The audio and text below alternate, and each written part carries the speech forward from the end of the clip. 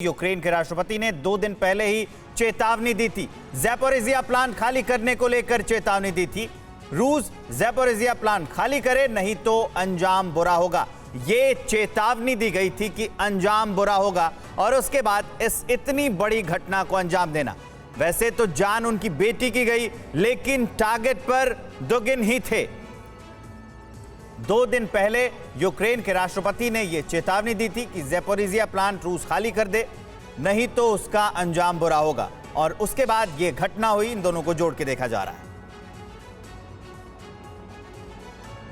तो हमारे साथ मनीष झा जुड़े हुए। मनीष, 2 दिन पहले ये धमकी देना, ये चेतावनी देना कि आप ज़ैपोरिज़िया प्लांट खाली कर दे नहीं तो अंजाम बुरा होगा, और बुरा अंजाम इसमें, इसका साफ मतलब अब समझ में आ रहा है कि ये यूक्रेन का किया धरा हो सकता है। देखिए, मुझे लगता है कि डेनिस पुशलिन ने जो दावा किया है वो बहुत हद तक सही साबित हो सकता है कि इसके पीछे यूक्रेन का ही हाथ है। और उसकी वजह भी समझ में आती है, क्योंकि जो रूस के जाने माने दार्शनिक अलेक्जेंडर दुगिन वो शख्स हैं जिसके मन में यह आइडिया था कि रूस को यूक्रेन पर हमला करना चाहिए, रूस को यूक्रेन को अपने आप में मिला देना चाहिए। तो शायद यूक्रेन की तरफ से ये मैसेज है कि जिस व्यक्ति ने यूक्रेन पर हमला करने का विचार बनाया उसे हम जिंदा नहीं छोड़ेंगे, और उसी के तहत अलेक्जेंडर दुगिन पर यह हमला हुआ था। अफसोस की बात यह है कि उसमें उनकी बेटी की जान चली गई।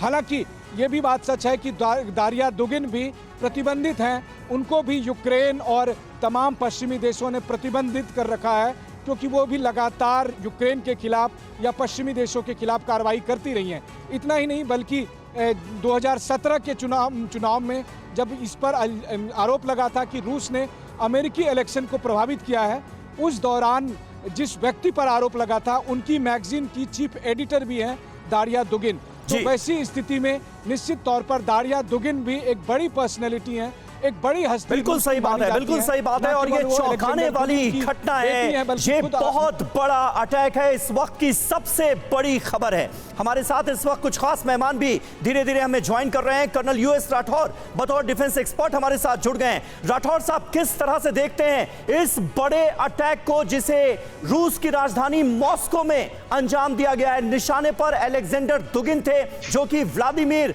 पुतिन के गुरु माने जाते हैं, और इस अटैक में उनकी बेटी मारी गई है, उनकी हत्या कर दी गई।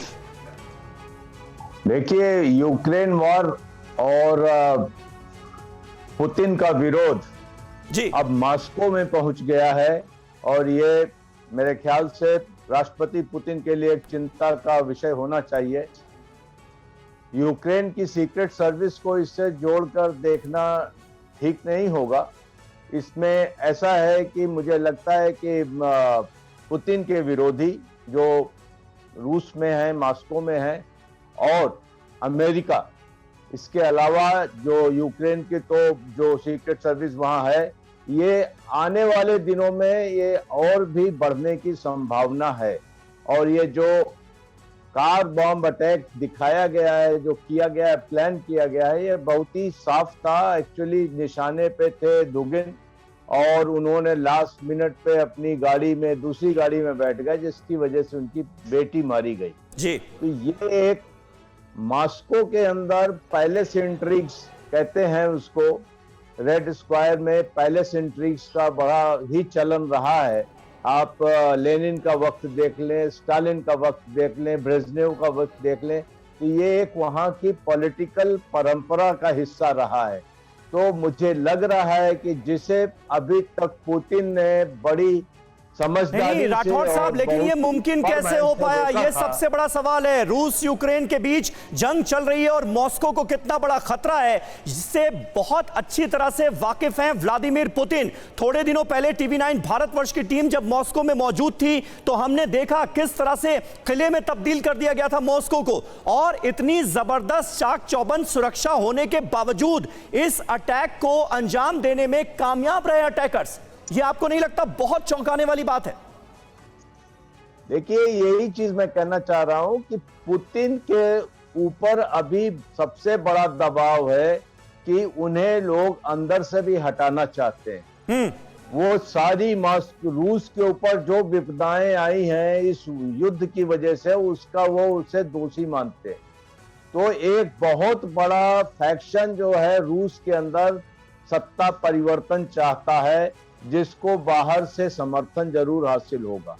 तो ये अभी तक पुतिन ने अपने फर्म हैंड से और अपने चार्म से इन्होंने अभी तक रोक के रखा था, लेकिन उनकी लोकप्रियता जैसे हम सब जानते हैं कि कम हो रही है, और इस युद्ध की वजह से जो आर्थिक स्थितियां हैं उससे दिन पर दिन ये परेशानी हो रही है, और उस युद्ध में इन्हें ज्यादा सफलता भी नहीं मिल रही।